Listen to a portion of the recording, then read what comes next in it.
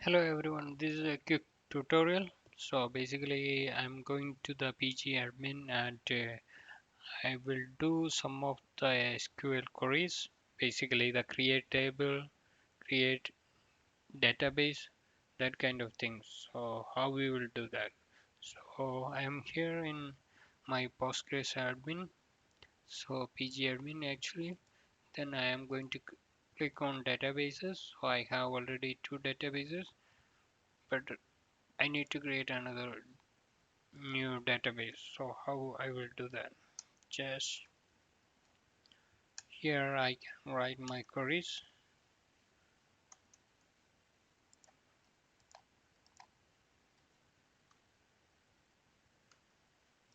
I guess create database.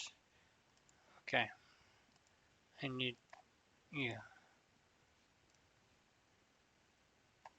Okay, this is the one that we use for our previous one. I mean for Codebase, how we will create that.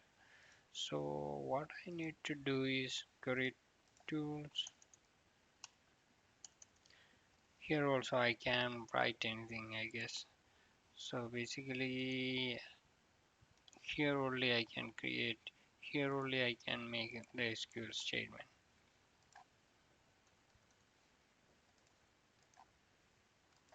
Let me see how it's going to work. So this is a query tool, so I need to select query tool from here, and then I can write my query here. So create database. I don't know whether it will work here. Actually I am in Codebase Postgres, so basically I'm not sure about this statement. So and I'm going to execute here. So query executed successfully. So if I am refreshing this one, I can see three databases.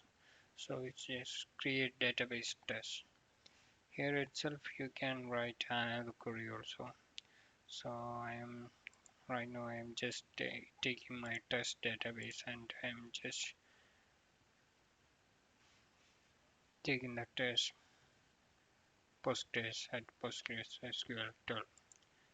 So here you can see the history also. So right now I create a new database test, and how I will create a new table. That's our new thing.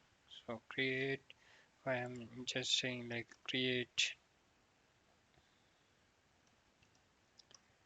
table student. Then I can mention everything in this one. So student, what we should have. There will be a student ID. So I need to mention that student ID. It should be a type of int. Then I will have a first name, last name, that kind of things. So I'm just mentioning last name. That should be worker, and I need to mention how long it should be. So it can be 250 characters. Then I will have first name. So I'm mentioning that, and I will have a I need to define as a worker. Then 255 characters. Then what else I need to be in student table? So I got student ID, first name and last name. Probably the address should be in separate. Yeah, student address should be in separate. So basically I need only this much of information.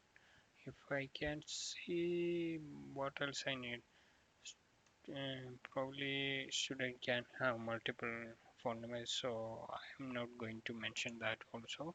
Student can have multiple email IDs, so I'm not going to, maybe a primary email ID will be there. So maybe I can mention here uh, I will add that too. So email, then that also varchar with 255. So I am done with that. So I am going to create a table here. Query executed successfully. So if you are just refreshing here, you can see that table. Probably in schema, tables, student. You can query here itself. View all rows. Since there is no rows, I can't see anything. So in my next video, we will do insert a data update a table row, that kind of things. So right now we are fine. We are okay with this one. Thank you for watching.